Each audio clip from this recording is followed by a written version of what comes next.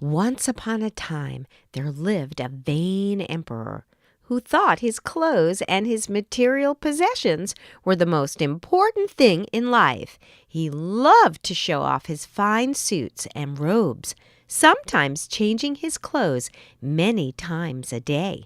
The entire kingdom knew about his conceited ways. Two naughty tailors decided they could play a trick on the emperor and steal some of his money. They made a journey to the palace to try and meet with him. The emperor loved to meet new clothes makers, so he invited the two men inside. "We are tailors to many important people," said the men, "and after many years of research, we have invented an amazing new material. It is a fabric so light and fine, with such magical qualities, that it looks invisible to anyone who is not clever enough to appreciate it. We want to make a suit just for you because we know you'll look so good in it." The emperor was delighted by this idea. He would be the first to get such an unusual suit, and he would be able to always know if someone was stupid. He gave the two men a huge bag of gold and told them to get to work immediately. They left the palace laughing with glee. They couldn't believe it had worked. Although they had their money now, they thought they could make this prank go on even longer. A few days passed. The tailors sent word to the palace that they needed to return to take the emperor's measurements. They strode through the grand old doors, pretending to hold huge rolls of fabric and carrying empty bags. "See, Your Greatness, we have made all this beautiful fabric for you," the tailors said cheerfully. The emperor looked into the bags, but of course could see nothing. A feeling of dread washed over him. Was he too stupid to see the fabric? He realized that nobody else would know. He couldn't see it if he just pretended he could. "Wonderful, beautiful," he said, stroking nothing but the air. All of the staff in the palace began to panic too. Were they too stupid to see the fabric?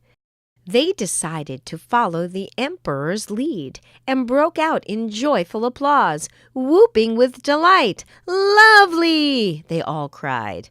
The tailors held back tears of laughter.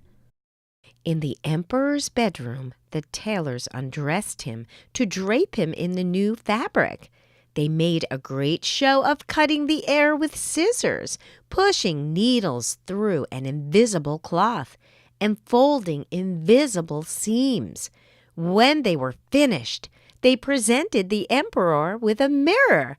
All he could see staring back was himself in just his underpants. He knew he couldn't stop the deception now.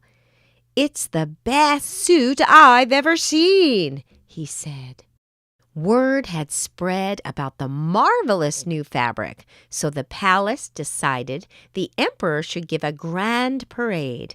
The emperor was worried about going outside in only his underclothes, but convinced himself it wouldn't be embarrassing.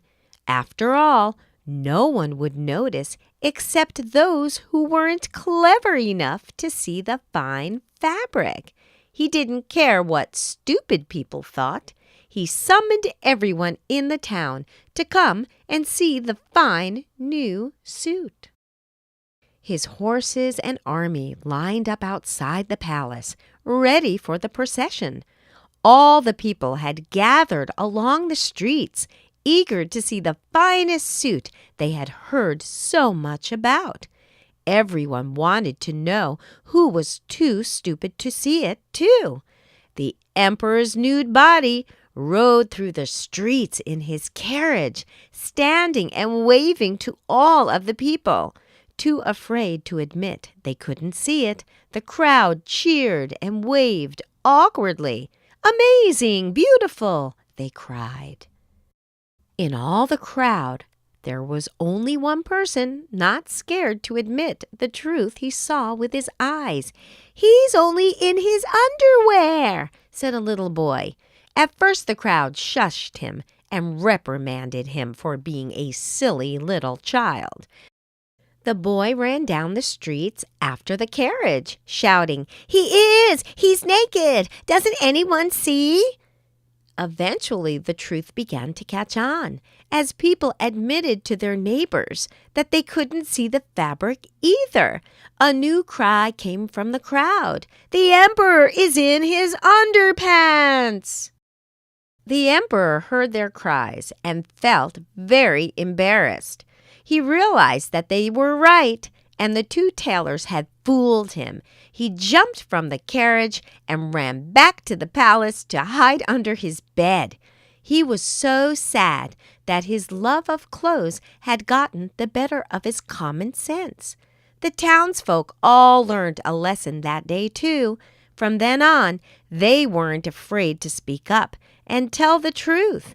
They understood that truth was the most important thing, even if it seemed stupid. Otherwise, they might find themselves parading through the streets in only their underwear.